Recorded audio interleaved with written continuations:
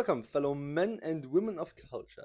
I have once again left my depraved pit to talk about a nice little game with a thematic core that has become increasingly relevant in our social climate, that being blackmail. But people have been set up and extorted via blackmail long before deepfakes were a thing. That being said, if I'm set up by a cute girl, then I'm more than willing to play along. Absolute Obedience Crisis is a top-down stealth game made in RPG Maker. It has a lot of similarities with Nymphomania Paradox, in that there is a perverted high school girl and that there are stealth mechanics. But unlike that game, we are not encouraged to run into the field of view of random NPCs. In fact, it is important to evade them if you wish to beat the game and see some action. So naturally, you are going to run from alleyway to alleyway, crossing streets and going to hide behind all sorts of things, visiting all sorts of places, in an attempt to fulfill this girl's desires. With her increasingly perverted demands, increases the difficulty of the game. The missions are never so difficult that you won't be able to handle them, but you will fail once or twice, until you have seen the code, that is. But if you are a gaming journalist and playing this is just too difficult, then don't fret, because if you fail a mission once, you are allowed to skip it immediately. There is still more to talk about, because in between your nightly walks, the two of you will talk about all sort of things. It is during those talks that you will, for one, figure out what her deal is and grow closer together. Also, there are very light dating sim aspects, requiring you to give her answers every now and then. You choose from three different options, which then in turn will increase one of three stats: passion, perversion, and aversion, which will in turn determine the ending you get. And while I do not wish to spoil the endings themselves, I need to tell you guys that all of them are very satisfying in one way or the other, and none feel out of place. But you are required multiple playthroughs if you want to see all of them. We are still talking about an eroge. So, how are the scenes themselves?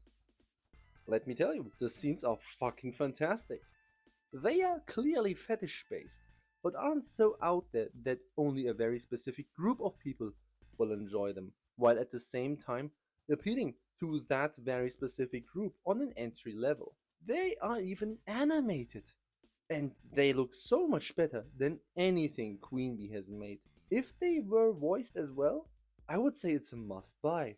But as it is right now, they are still very good. And if you're all about a game that gives you a quick relief, this is the way to go. Absolute Obedience Crisis is a sweet little game with a decent romance plot that I would like to see as in romance anime. We don't even have to disregard the erotic content, since interspecies reviewers and Inukai-san's dog got an anime as well. There's nothing stopping us, except that it is a very short game, only clocking in around 1 hour, and that is mostly because of the reading. Yet, I want more. I'm sure the developer has made more games, at least I hope so. And if they are of a similar quality, then I'm looking forward to playing them. But the game is not without its faults.